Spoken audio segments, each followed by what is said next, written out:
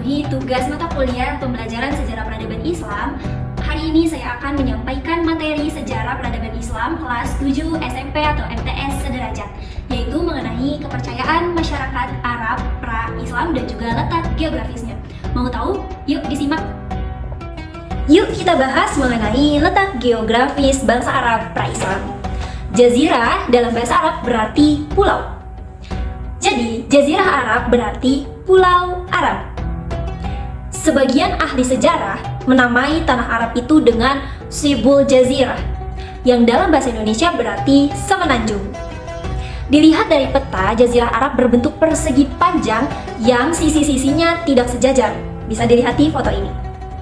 Lalu juga ada batasan-batasan alam yang membatasi Jazirah Arab adalah di bagian barat, batasannya dengan Laut Merah. Di bagian timur berbatasan dengan Teluk Arab. Di bagian utara berbatasan dengan Gurun Irak dan Gurun Syam. Di bagian selatan berbatasan dengan Samudra Hindia. Nah, tahu gak sih Jazirah Arab ini dahulu terbagi dalam 8 kawasan. Pertama, Hijaz, terletak di tepian Laut Merah sebelah tenggara. Wilayah ini paling penting karena terdapat Ka'bah. Kedua, Yaman, berada di sebelah kanan Ka'bah. Di selatan Yaman terdapat Samudra Hindia. 3. Hadramaut, nah terletak di tepi Samudra Hindia sebelah timur Yaman. 4. Muhrah, terletak di sebelah timur dari Hadramaut. 5. Oman, terletak di sebelah utara bersambung dengan Teluk Persia. 6. Al-Hasa, terletak di pantai Teluk Persia dan panjangnya sampai ke tepian sungai Yufrat. 7. Najd, terletak di antara Hijaz dan Yamamah. Tanahnya datar dan juga luas. Di sebelah utara bersambung dengan Syam, di timur dengan Irak. Yang kedelapan, Ahqaf, terletak di selatan sebelah barat daya Oman. Baik, setelah kita membahas mengenai letak geografis bangsa Arab pra-Islam, selanjutnya yaitu membahas mengenai kepercayaan masyarakat Arab pra-Islam. Perlu diketahui, masyarakat Arab pra-Islam yaitu menganut paham animisme. Ada yang tahu nggak apa definisi dari animisme? Betul! Definisi dari animisme adalah paham terhadap kepercayaan benda-benda yang diyakini adanya roh-roh gaib yang diyakini sebagai Tuhan. Paham animisme ini ada kaumnya loh, yaitu disebut dengan kaum Wasani. Sebelum adanya Islam, masyarakat Arab pra-Islam itu sudah menganut agama Islam yang dibawa oleh Nabi Ismail alaihi salam. Nabi Ismail alaihi salam yaitu putra dari Nabi Ibrahim alaihi salam. Tetapi namanya bukan Islam, yaitu agama Hanif. Tentunya agama Hanif ini berbeda tata cara dalam beribadah kepada Allah Subhanahu wa taala, tetapi sama tujuannya untuk menyembah Allah Subhanahu wa taala.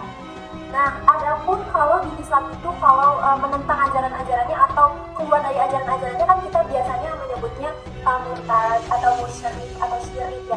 Tetapi di dalam agama Hanif ini jika menyimpang dari agama Hanif ini disebut dengan wasniyah. Nah, apa saja nih ciri-ciri atau ragam-ragam dari kaum-kaum wasniyah ini? Nah, yang pertama itu ada ansor, yaitu menyembah patung yang berbentuk. Lalu ada austa. Apa ini austa? Austa itu patung yang dibuat dari bebatuan, dari batu. Lalu ada asnam, menyembah patung yang terbuat dari logam, kayu, emas, perak, dan yang lainnya. Nah, adapun agama Hanif ini kan tadi sudah dijelaskan ya, dibawa oleh Nabi Ismail alaihissalam, putra dari Nabi Ibrahim alaihissalam. Nah, tapi risalah tersebut itu terputus, agama Hanif terputus. Bagaimana bisa terputus? Apa penyebabnya? Yuk kita bahas sama-sama. Ini dia terputusnya risalah agama Hanif. Yang pertama itu agama Hanif berasal dari Nabi Ibrahim alaihissalam. Lalu diteruskan kepada anaknya yaitu Nabi Ismail alaihissalam. Lalu diajarkanlah kebudayaan-kebudayaan yang masih ada sampai saat ini. Ayo, kira-kira tahu nggak nih kebudayaan yang ada masih sampai saat ini yang dibawa oleh Nabi Ibrahim dan Nabi Ismail alaihissalam? Nah, ada 3. Yang pertama ada kurban, ada Ka'bah, dan juga ada makam Nabi Ibrahim alaihissalam. Lalu bagaimana terputusnya risalah ketika Nabi Ismail alaihissalam sudah wafat, lalu ada pembesar suku Khuza'ah. Siapakah itu? Nah, pembesar suku Khuza'ah ini namanya adalah Amr bin Lu'ay al-Khuzai. Nah, berasal dari suku Khuza'ah. Lalu Amr bin Lu'ay ini pergi ke negeri Syam. Untuk apa ke negeri Syam? Untuk mempelajari penyembahan berhala. Ketika Amr bin Lu'ay ini melihat warga setempat di negeri Syam ini menyembah berhala, nah, Amr bin Lu'ay ini memiliki ketertarikan untuk juga mempelajari bagaimana sih cara penyembahan berhala tersebut. Setelah mempelajari di negeri Syam, lalu Amr bin Lu'ay ini meminta berhala dari suku Amalikoh namanya. Meminta berhala sebagai kenang-kenangan dan akan apa yang sudah Amr pelajari ini akan disampaikan kembali ke penduduk Mekah. Lalu berhala itu dinamai Hubal. Nah, Hubal ini Hubal ini merupakan berhala yang memimpin 360 berhala lainnya yang mengelilingi Ka'bah. Nauzubillahi min dzalik. Jadi di Ka'bah ini ada 360 berhala yang dibawa oleh Amr bin Lu'ay dan pemimpinnya yaitu bernama Hubal, nama berhalanya.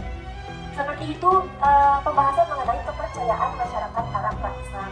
Meskipun banyak sampai saat ini agama-agama yang berbeda dan Indonesia dikelilingi dengan beragam budaya, suku dan juga agama, tetapi dalam agama kita sendiri kita juga harus bertoleransi terhadap sesama, agamamu, agamaku.